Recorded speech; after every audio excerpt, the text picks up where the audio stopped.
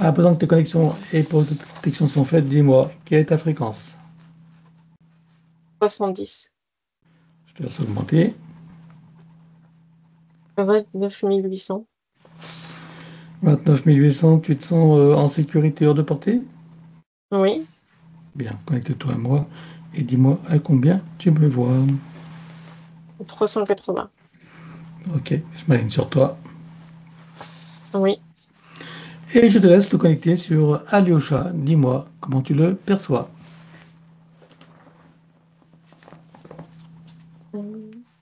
C'est comme s'il y avait une sorte de dispersion énergétique.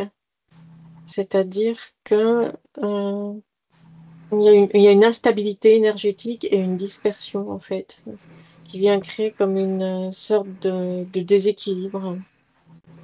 C'est-à-dire qu'il n'y a pas de connexion terre-ciel stable et sécurisée. Et les corps subtils sont en mouvement, comme si tout n'était pas fixé, comme si la conscience ne s'était pas intégrée complètement ni stabilisée là dans la physicalité. Comme s'il y avait toujours une sorte, euh, non pas d'hésitation, mais de recul, à se dire, OK, je m'installe là, dans ce corps-là, dans cette physicalité-là, dans cette incarnation-là, et dans ces conditions-là. Donc ça vient créer des vulnérabilités énergétiques, une sorte de perméabilité énergétique. Il n'y a pas de maîtrise en fait de sa propre lumière, hein. Ce qui fait qu'il est facilement repérable par les entités qui gèrent la matrice artificielle et par les entités démoniaques aussi.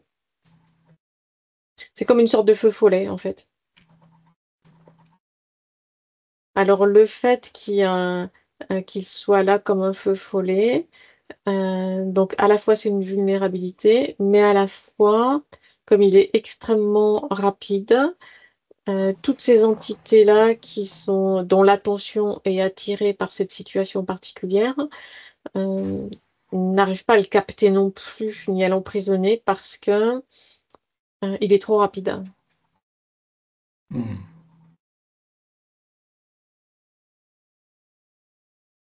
Là, si cette situation-là ne se stabilise pas, ça peut devenir, oui, une vulnérabilité dans le sens où ces entités-là peuvent mettre en place, ce qu'elles n'ont pas fait encore pour l'instant, une stratégie pour l'emprisonner et le bloquer. Ok. Que vois-tu d'autre encore? Pas directement sur lui, c'est tout en fait, hein. Donc il n'y a pas d'implant, il n'y a rien, pas de dispositif, rien Non, d'étranger. non, parce il est trop rapide, hein. D'accord, insaisissable pour l'instant. Oui, Ok. Bien, on va regarder qui sont les entités qui sont derrière lui, qui attendent le moment. il y a des entités démoniaques et puis des entités reptiloïdes qui sont là aussi, en arrière-plan, qui euh, attendent tranquillement en arrière-plan. Elles attendent de voir comment est-ce que la situation va évoluer Combien est-ce que tu en vois? et comment est-ce que sa conscience va se, de quelle façon sa conscience va se positionner dans cette physicalité-là. Combien sont-ils? Les entités démoniaques, il y en a toujours une dizaine, mais c'est jamais les mêmes. C'est comme si elles venaient voir et puis voyant qu'il n'y a pas de possibilité immédiate, elles repartent, hein. Puis d'autres arrivent. Donc c'est comme une sorte de va-et-vient, de balai incessant. Les entités reptiloïdes, il y en a 6. Ok. Dans ces six, il y a une hiérarchie ou est-ce qu'il y a une hiérarchie au-dessus de ces six?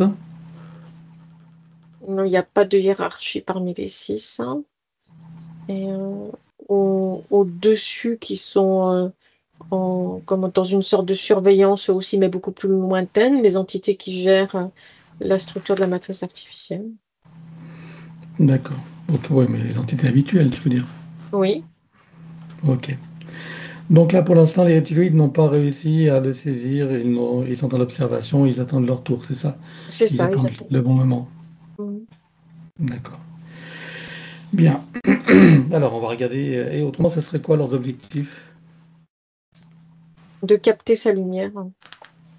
De Capter. capter sa lumière et son énergie euh, pour enrichir et fortifier la structure de la matrice artificielle Mhm. et enrichir et augmenter leur niveau de fréquence aussi, enrichir leur propre ADN. D'accord. Donc, évidemment, son ADN, ils n'ont pas pu l'approcher. Hein. Non, D'accord. On va regarder depuis combien de temps ils sont là avec lui à l'observer. La toute première fois. Un, 2, 3. ils sont là depuis 4 incarnations. Depuis 4 incarnations, ils n'ont jamais réussi à le saisir, à l'immobiliser. Non, D'accord. Et ils ne sont jamais intervenus sur lui. il y a toujours comme une sorte de filet, mais assez large, euh, autour de lui qui permet de capter en quelque sorte son positionnement, que ce soit en phase d'incarnation ou en phase de inter-incarnation, mais sans l'approcher. Parce que s'il Hmm. se rapproche trop, il y a comme une sorte de brûlure en raison de la différence de fréquence entre ses fréquences à lui et les fréquences de ces entités-là. Donc c'est comme si elles ne prenaient pas de risque en quelque sorte. Ok, c'est trop fort pour eux. Mhm. Donc, du coup, tu vois un filet GPS alors. En quelque sorte, oui. Alors c'est pas un GPS comme on peut le voir habituellement, c'est plutôt c'est ce filet qui sert en fait de système GPS. Il y a euh, une extrémité de ce filet qui est, qui est fixée à lui, en fait, qui est reliée à lui au niveau du chakra coronal. Ah, et ça lui cause un problème, ça. Oui, ça vient le déséquilibrer. Ça a à voir avec l'instabilité. Oui, Ok. Donc, c'est pas qu'une question de recul de l'incarnation alors. oui, il y a ça aussi, oui, qui vient contribuer. Ok. Donc, tu me dis que ça fait 4 incarnations qui sont avec lui. Oui, On va voir la toute première fois comment c'est produit, qu'est-ce qu'ils ont fait. Un, 2, 3. Quelles circonstances? donc de quelle façon ils l'ont capté et repéré, tu veux dire? Oui, tout à fait. C'est quand il est entré dans la matrice artificielle. Ah, tu veux dire qu'il n'a eu que 4 incarnations sur Terre? Oui, Ok. On peut dire que c'est une jeune âme alors, de ce point de vue-là. sur le plan terrestre, oui. Hmm. Ok. Alors, comment ça s'est produit cette première fois?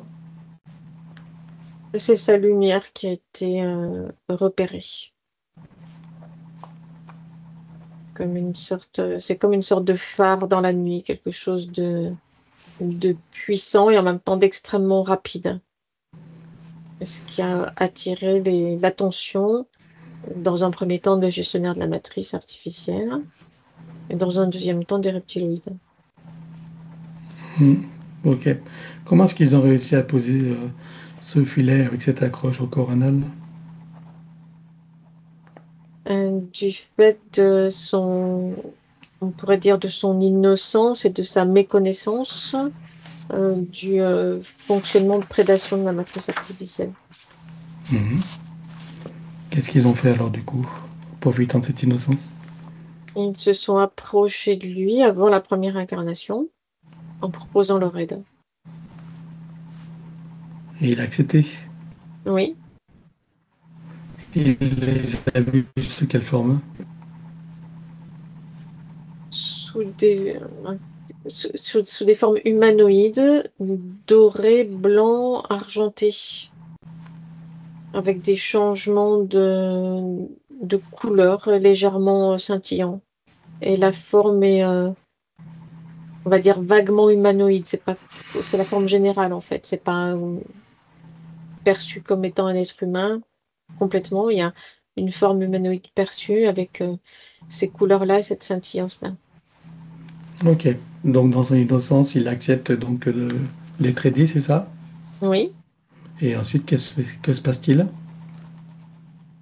à partir de ce moment-là, il y a la croche avec cette sorte de filet et, euh, et il est comme suivi, en fait, observé, suivi au cours des incarnations suivantes. Ce sont eux qui organisent ces incarnations? Il ne les organise pas vraiment, il les oriente, il les dirige, il conseille, il propose. Mhm, ok. Et dans sa vie de Alyosha aujourd'hui, donc c'est eux qui l'ont orienté. Oui, Et quelles caractéristiques principales il trouve dans cette lignée pour l'avoir incarné ou orienté? c'est une lignée qui est connue de ce type d'entité-là. Et comme elle est connue, il y a donc en conséquence des facilités d'accroche et d'interférence sur les consciences rattachées à la lignée. Mhm. Quelles sont les problématiques principales de la lignée? Des, euh, des zones de vulnérabilité, notamment d'un point de vue émotionnel, de la difficulté à stabiliser le côté émotionnel, en général sur toute la lignée. Et une facilité aussi de changer de plan et de changer de fréquence. Ok. Bien, je suppose que pendant que tu as toutes ces informations, que toutes les parties de Alyosha prennent conscience et connaissance de la situation, de la supercherie et des conséquences, Oui, ça fera partie de leur bagage de connaissances et de futures compétences. Combien vois-tu qu'il y a eu de vues humaines dans cette boucle de manifestation? Ben non, ben c'est quatre, je suis bête. On va aller voir directement. On va aller directement voir d'où il vient avant d'entrer dans cette fausse matrice et sous quelle forme. Un, 2, 3. Avant la matrice. c'est Arcturius qui arrive. Oui. Il a une sorte de couleur violette, bleue et dorée. Une sorte de halo composé de ces couleurs-là, dans lequel se trouve sa physicalité qui est métamorphe, c'est-à-dire qu'il y a sa conscience qui est là dans cette sorte de sphère un peu ovoïde, composée de ces couleurs-là. Et c'est comme s'il choisissait, comme on peut choisir un vêtement, il choisit les formes qu'il veut prendre. D'accord. On est sur une planète là? Oui, Ok. Quelle dimension? cinquième dimension. Bien. Et donc, il n'a pas de forme déterminée. Finalement, si j'ai bien compris, il essaye plusieurs formes pour voir celle qui lui convient le plus. Oui, il est. Euh,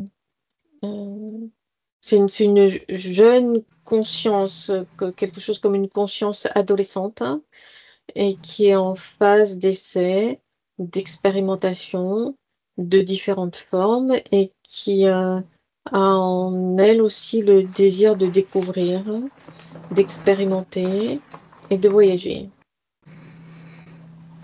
D'accord. Comment ressemble sa planète?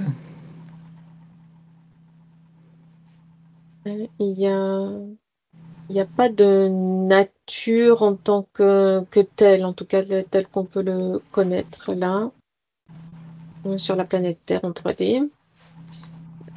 Tout est euh, artificiel, hein, avec une technologie très avancée. Hmm, ok. Alors, donc, qu'est-ce qui s'est passé pour que, de cette forme d'existence, il se retrouve incarné sur Terre? Parce qu'il y a ce désir d'expérimenter autre chose que cette technologie très avancée. Il y a un désir d'expérimenter, on va dire, la puissance de sa propre conscience. que cette technologie très avancée fait que tout est facilité, que ce soit dans les déplacements, y compris même les déplacements de conscience, les choix de forme. Euh, Tout est tellement fluide et facile, mais lui perçoit qu'il y a quelque chose au-delà, euh, en amont. Et il a envie d'expérimenter ça et envie d'aller expérimenter comment est-ce que la conscience peut se manifester et peut agir euh, et peut modifier son comportement, son environnement et même sa forme dans d'autres espaces-temps. Et alors, donc, Donc c'est en partant de ces constatations-là et de ces désirs-là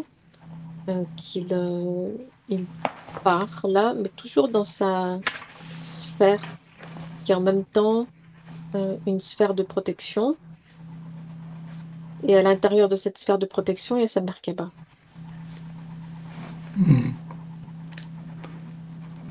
alors où est-ce qu'il va là du coup? Il se laisse porter par les courants là, qui traversent notre univers. Il est beaucoup en phase d'approche, mais il s'arrête juste avant d'être aspiré par les énergies d'une planète en particulier ou d'une étoile. Mhm. C'est comme une sorte de voyageur, d'observateur, mais on va dire qu'il reste à l'état d'être d'observation sans s'impliquer complètement dans les énergies d'une planète en particulier. C'est comme s'il attendait de voir, d'avoir compilé suffisamment d'informations avant de se décider à adopter une forme et à entrer dans un espace-temps donné. Et donc il y a un voyage assez long jusqu'à ce qu'il arrive dans notre système solaire. Et là, il y a l'espace terrestre qui lui apparaît comme attirant, brillant, coloré. C'est comme une sorte de boule à facettes ou quelque chose comme ça. En tout cas, quelque chose d'assez attirant et diversifié par rapport à ce qu'il a pu percevoir jusqu'à présent. Il y a ce quelque chose-là qui l'attire. Mhm. Et ensuite donc, Donc, il se rapproche de lui-même, de la planète Terre. Sauf que dès qu'il arrive à proximité de la planète Terre, il y a brutalement les énergies qui changent et cette sorte de choc électromagnétique et cette aspiration sans qu'il ne puisse rien réaliser. et Et à ensuite, partir de à partir de ce moment-là, il se retrouve littéralement propulsé à l'intérieur, en fait. Comme si c'est une sorte de filet avec des mailles assez larges. Et dès qu'il a passé les mailles, clac, ça se resserre. Et il ne peut plus ressortir. Et là, il se retrouve dans un premier temps dans une sorte de sas, d'observation, dont il sort assez rapidement. Et là, il se présente là, en fait, devant lui, mais comme la seule issue possible, en quelque sorte, c'est les roues d'incarnation humaine. ok. Il y va de son propre chef. Oui, puisque c'est la seule issue qui lui apparaît à ce moment-là. Hmm. Et la première vie humaine, c'est où? C'est dans ce qui est notre futur, parce qu'il a en lui les mémoires de technologie de sa planète d'origine. Donc il y a quelque chose d'assez similaire, un petit peu comme une sorte de loi d'attraction, où il se retrouve dans un futur de l'humanité très, très axé sur la technologie. D'accord. On est dans quel futur, dans quelle époque alors du coup de notre futur? C'est 4133 l'année. 4133. À quoi ça ressemble en 4133 l'espace terrestre, là où il va se manifester? Il se manifeste dans la euh, partie qui est le Japon maintenant. Mhm. Et il y a ces grandes tours là qui sont, c'est étrange, elles sont torsadées, elles ne sont pas droites, elles sont torsadées, vitrées, extrêmement hautes. Et il y a c'est des villes futuristes en fait. Et entre ces villes futuristes, il y a des espaces vides, inexploités, avec une sorte de nature alors non pas désordonnée, puisque c'est comme une sorte de forêt primaire en fait, hein, qui a repris ses droits. Hmm. Et il y a D'accord. comme des sortes d'îlots de technologie hautement avancée avec ces mégalopoles. Il se trouve dans l'une d'elles. Ok. À quoi ressemble l'humanité à ce moment-là? Euh, un peu comme robotisé, où chaque unité, on peut même pas parler d'être humain proprement dit, chaque unité humaine euh, avance là et agit sans état d'âme et sans émotion. Le corps émotionnel est toujours là présent dans l'humanité, mais comme réduit à sa plus simple expression. Il est toujours là présent pour un équilibre, mais comme bridé. D'accord. Ok. Donc ils agissent comme des robots, quoi. Oui, Et qui est au-dessus d'eux, alors qui est-ce qui les dirige? c'est des sortes d'hybrides reptiloïdes. C'est pas les reptiloïdes qui sont là présents, là maintenant, tels que nous les connaissons. C'est des hybrides reptiloïdes humanoïdes. Hmm. Ok. Hybride avec des humains, tu veux dire? Non des humanoïdes, pas des humains. Ah ouais. Humanoïde. Ok. Et alors, à quoi leur sert cette humanité alors, à ces reptiloïdes humanoïdes?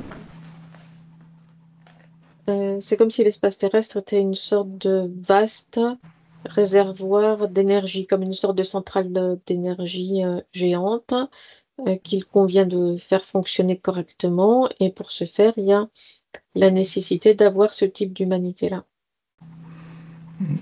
Et à quoi s'occupe cette humanité alors du coup? C'est quoi leurs occupations? C'est ce que nous nommons le travail, euh, mais uniquement sur tout est très technologique, donc c'est soit sur des machines extrêmement sophistiquées, soit sur des sortes d'ordinateurs géants. Hmm. D'accord. Et pourquoi est-ce qu'ils ont besoin d'humains pour cela? Pourquoi n'utilisent-ils pas que les ordinateurs, des robots et autres? Parce qu'il y a besoin de cette énergie de primaire, en quelque sorte, qui est uniquement produite par les êtres humains et non pas par les machines. Et qu'est-ce qu'ils en font de cette énergie primaire ou primordiale? Elle est récupérée par tout ce système de machines et transformée, changée de fréquence et épurée en quelque sorte en différentes sortes de types d'énergie, comme en différentes sortes de types de carburant. Hmm. D'accord. Donc du coup, c'est une espèce de grande ferme qui produit de l'énergie, quoi. Quelque chose comme ça, oui.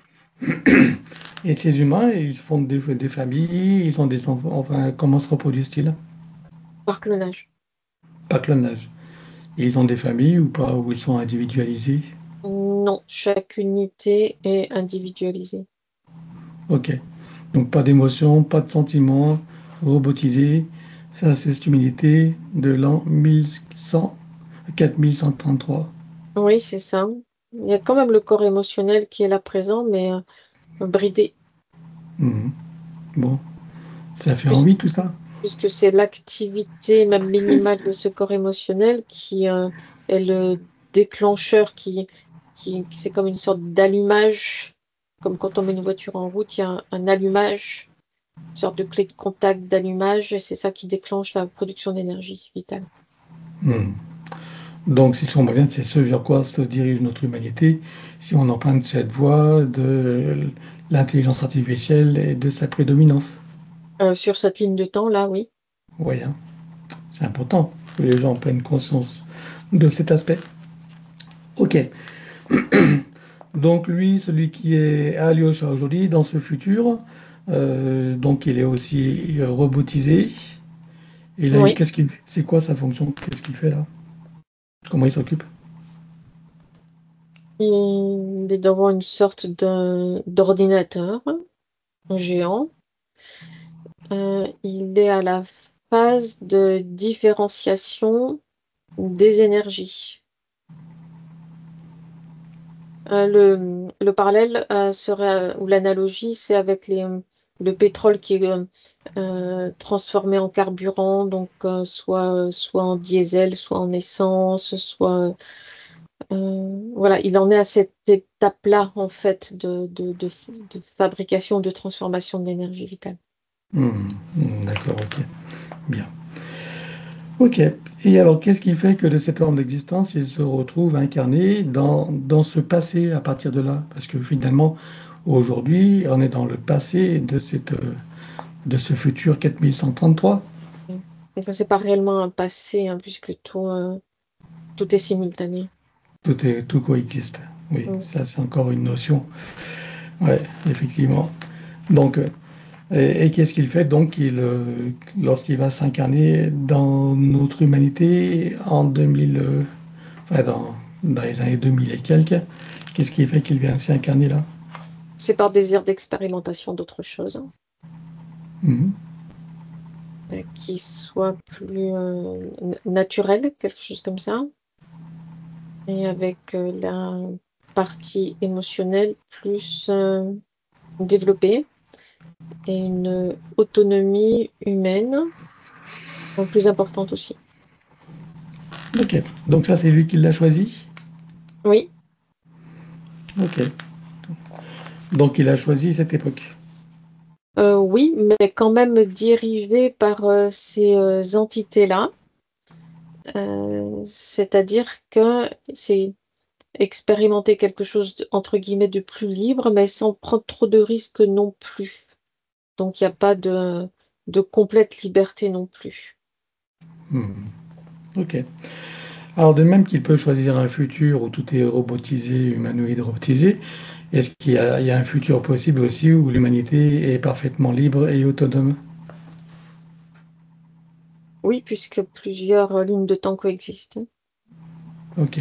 Donc ça, là aussi, c'est une possibilité où l'humanité peut être libre, autonome et dans une énergie on va dire, de liberté et Oui, mais lui n'a pas été dirigé vers ce type de ligne de temps-là, puisqu'il a été, dès la première incarnation, influencé par les entités qui l'ont capté. d'accord. Mais la question c'est, sans parler de lui-même, en parlant des humains ou des consciences qui sont dans l'espace terrestre, à la désincarnation, il y aurait possibilité de trouver une ligne de temps où l'humanité est libre et sans tous ces systèmes de prédation. Oui, Cette humanité-là existe. oui, elle existe, oui. Ok. Si tu envoies une là, si tu vas sur cette ligne de temps ou cette boucle de manifestation, ça t'amène à quelle époque? À peu près à la même époque, dans les années 4000. D'accord. Ah oui, ok. C'est plusieurs configurations possibles, des lignes de Oui, temps possibles. Ok. Dans ce futur qui en fait n'est pas prédéterminé. Donc c'est là, ça. on voit un futur possible vers lequel on se dirigerait si on prédominait, enfin on donnait plus d'importance à l'intelligence artificielle comme ils aimeraient le faire, mais il y a d'autres options possibles. Oui, Bah, c'est important que les gens le sachent. Ok, bien, ok. Alors, à présent qu'on en sait un peu plus sur cette boucle de manifestation de son soi supérieur, tu peux revenir ici et maintenant. Oui. Voilà. Si tu le scannes encore, vois-tu des choses qui n'ont pas été vues, même si tout disparaîtra, il n'y a que ce filet, tu me diras, mais bon, ou des informations qui pourraient nous être utiles. Pas pour l'instant. Alors demande-lui s'il accepte que nous travaillons pour lui, sur lui et avec lui au cours de cette session. Oui.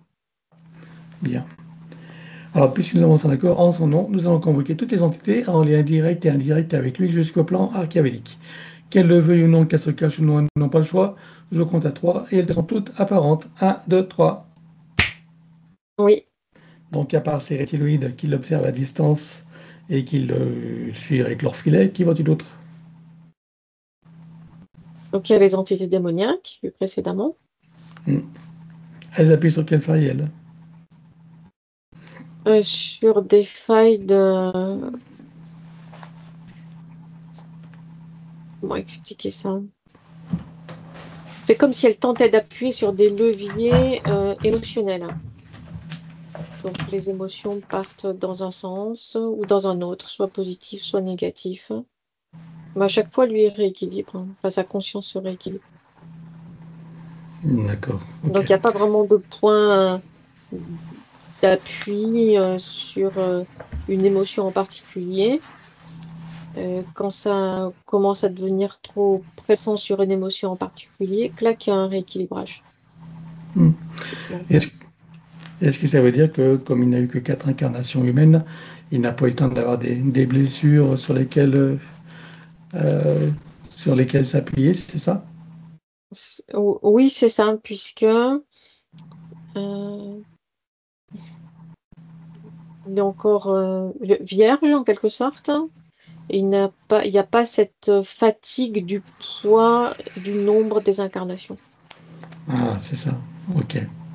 Et il porte peu de mémoire de souffrance.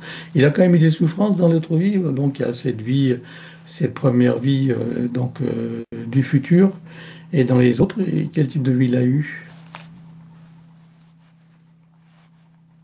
C'était plutôt des vies assez euh, courtes afin de rester dans une forme de légèreté. C'est comme si c'était échappé à chaque fois quand ça devenait trop lourd et trop pressant. Je veux dire le poids des démoniaques qui tentent d'appuyer sur les émotions. Il y a quand même comme une sorte d'angoisse et d'anxiété latente en arrière-plan d'être là sans protection. D'accord. Et donc, dans ces incarnations, il quitte son corps rapidement? Oui, comme s'il s'échappait à chaque fois dès que ça devient trop oppressant, il s'échappe. Ok. Ok. Puis, il échappe en fait à toutes ces blessures possibles, quoi. Mhm, Ou c'est oui, pas possible. Ok. Donc ça donne là aussi une autre perspective de l'idée de la mort, hein. Du coup, finalement, il sauve sa peau et ceux qui l'ont mis au monde pleurent son départ. En gros, c'est ça. oui, quelque chose comme ça, oui. Sauf Ah, qu'après les désincarnations, il est suivi par les entités-là avec cette sorte de filet. sauf que les humains, eux, ne le savent pas. Non. Ok, bien. Alors donc, il y a les démoniaques qui n'ont pas finalement aucune faille sur laquelle s'appuyer. On est bien d'accord. Mhm, oui. Qui voit-il autre? Après, il y a les entités qui gèrent l'espace terrestre et qui remontent en hiérarchie jusqu'au plan quantique. Ok. Bon, tu vois des parasites? Non. Bon, je m'en doutais. Mais bon, je pose quand même la question. Ok. Alors, il déclara à tout ce petit monde qu'ils auront tout pacte. Je suppose que c'est utile de le faire quand même. Oui. Hein? Ils auront tout pacte, contrat, engagement, consentement, vœux, souhait, permission, serment, allégeance, alliance, promesse, accord, tacite ou non, conscient ou non, de manière rétroactive, sur tous les plans, dans toutes les boucles, toutes les couches, toutes les vies, toutes dimensions, toutes fréquences, tout espace-temps, toute bulle de création, par toutes les portes cachées, tout ce qui est secret, dans tous les plis et replis des espaces-temps, dans tous les différents états de conscience, tout ce qui est connu et inconnu en général. On ouvre un grand portail dimensionnel et toutes les entités vues et pas vues jusqu'au plan archéabélique. Tout dispositif vu et pas vu, tout ce qui n'appartient pas à ces corps, énergie, conscience et information d'origine vue et pas vue, disparaît avec traces, mémoire, empreinte, écho, résonance, réminiscence, système duplicatif et reproductif, copier-coller, programmation, sur tous les plans multidimensionnels, quantiques, fractales et autres inconnus. Tu vois un portail dimensionnel et tout disparaît totalement. Un, 2, 3. Oui, Tu le refermes et tu l'effaces. oui, Alors, Alyosha se place dans une bulle critique de protection. oui, Il se crée des racines jusqu'au cœur de Gaïa et aspire énergie, substance, vitalité, structure. oui, Il se connecte à la source et fait descendre information originelle, énergie, conscience, puissance créatrice et amour. oui, Il reprend de l'énergie, se restructure, se revigore, prend de la vitalité et se souvient de qui il est, en essence, au-delà de toute forme, et le ressent pleinement. oui. Comment vois-tu Alyosha à présent? C'est beaucoup plus stabilisé, hein, et régulier dans son espace d'énergie maintenant. Bien. Alors, dis-moi comment réagissent les entités. Il y a de la colère, comme quelque chose qui gronde là en arrière-plan, avec une tentative de poser un dôme au-dessus de lui pour le bloquer et le déstabiliser. Est-ce que tu vois qu'ils ont repéré la séance ou nous-mêmes? Non. Ok. Donc, on va toutes les bloquer, les entités, sur tous les plans, avec un arrêt sur image. Un, 2, 3.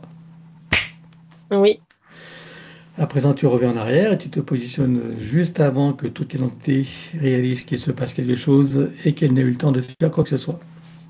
oui, Tu vois un portail dimensionnel et tu vires tout. Un, 2, 3. oui, Tu le refermes et tu l'effaces. oui.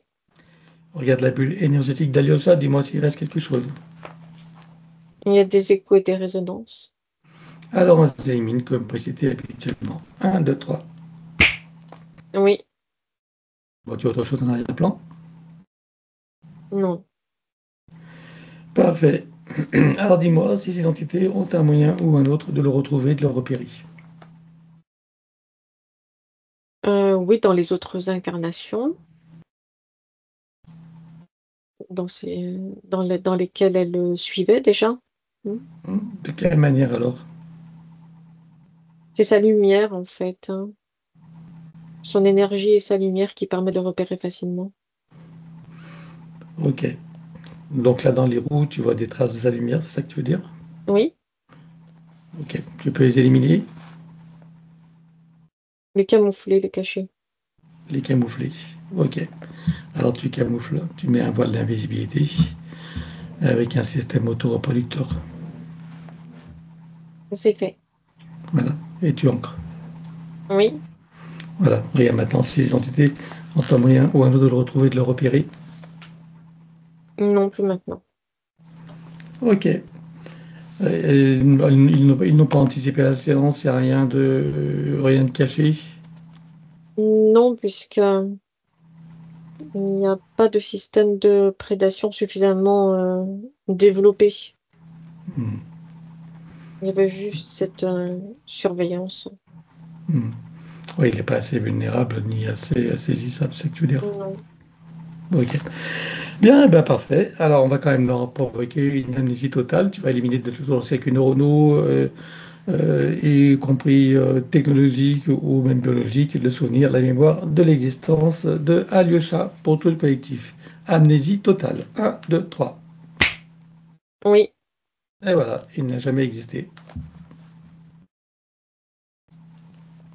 C'est tout bon. oui, c'est bon. On va regarder son sens supérieur. Je voulais savoir où il réside et dans quelle situation. Il est sur le plan morontiel en observation. Comment est-ce que tu vois son âme?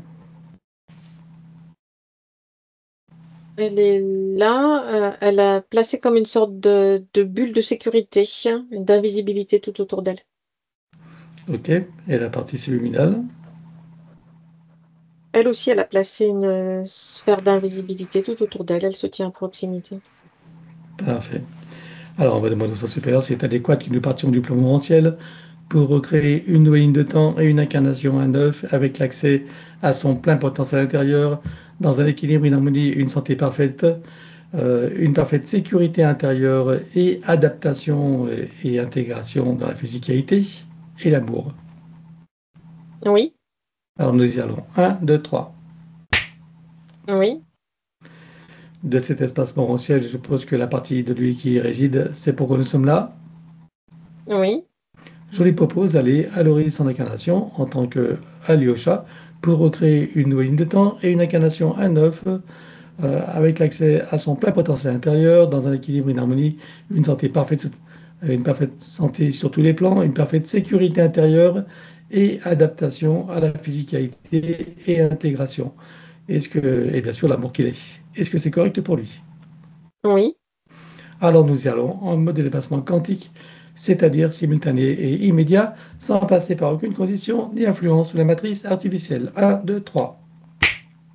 Oui, Sur cette nouvelle ligne de temps et dans ces nouvelles conditions, demande-lui quels sont ses projets pour la vie de Alyosha. d'expérimenter tranquillement et en toute liberté, joie et sérénité cette expérience d'incarnation humaine. Quel moment choisit-il pour entrer dans sa nouvelle physicalité? Au moment de la conception, Et à quel pourcentage est-il connecté à ce moment-là à la source? 98%. Tu l'invites à monter à 100%. Oui, Et il se crée les racines sous le cœur de Gaïa qu'il programme uniquement pour cette existence. oui. Et maintenant, on va regarder son arbre généalogique. Comment le vois-tu? Il y a comme des sortes de vulnérabilité là tout le long de la structure de l'arbre, notamment d'un point de vue émotionnel. Mhm. Ça Comment vient est-ce créer ça vient créer des vulnérabilités, des facilités d'interférence en fait sur la lignée. comment est-ce que tu vois que ça impacte particulièrement Alyosha?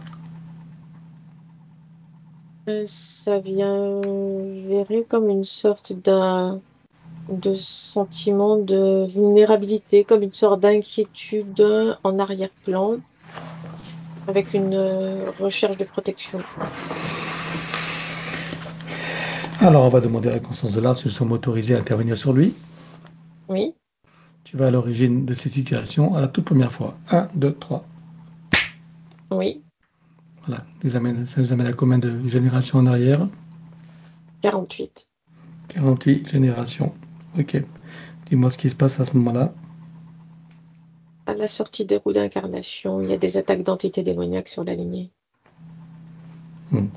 Est-ce que tu peux trouver un moment où cet arbre est parfaitement libre et non encore repéré? Oui, Tu vas le trouver à ce moment-là. Tu donnes des informations de ce qui pourrait survenir dans son futur.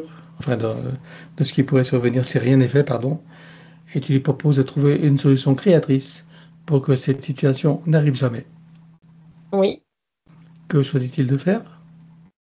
Une montée en fréquence haute et puissante qui vient le placer hors de portée et hors de perception de ces entités. Bien, on va accompagner ça par une connexion de l'arbre à source, touché en plein cœur et dans sa conscience. Que se passe-t-il pour lui et toutes les âmes qui sont accrochées? Il y a l'énergie qui recommence à circuler librement maintenant entre toutes les consciences rattachées à la lignée. Comment est-ce que ça l'impacte lui particulièrement? Ça vient le recentrer, l'équilibrer et l'apaiser. Est-ce que tu peux l'inviter à créer des voies de communication par le cœur, d'ouverture de conscience et d'auto-guérison pour toutes les âmes de sa lignée, en particulier ses plus proches? Oui, Allons-y. c'est fait. Voilà. Est-ce qu'à ce stade-là, il a des protections maintenant par rapport à l'extérieur? Est-ce qu'il se sent moins vulnérable? Maintenant, oui. Est-ce que ce voile d'invisibilité est toujours programmé et qu'il le garde avec lui? Oui. Parfait. Bien. Alors maintenant, que compte-t-il faire avec son arbre? Est-ce qu'il veut le couper partiellement ou entièrement? Est-ce qu'il veut réaménager, réinformer, transmuter ou autre?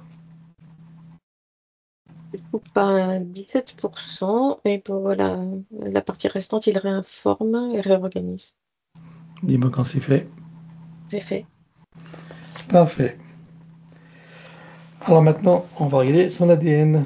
Donc, comme il n'a pas été trafiqué, dis-moi, qu'est-ce qu'il va en faire? Est-ce qu'il veut le refaire entièrement neuf ou partiellement? Est-ce qu'il veut réaménager, réinformer, transmettre ou autre? Il le refait par sécurité.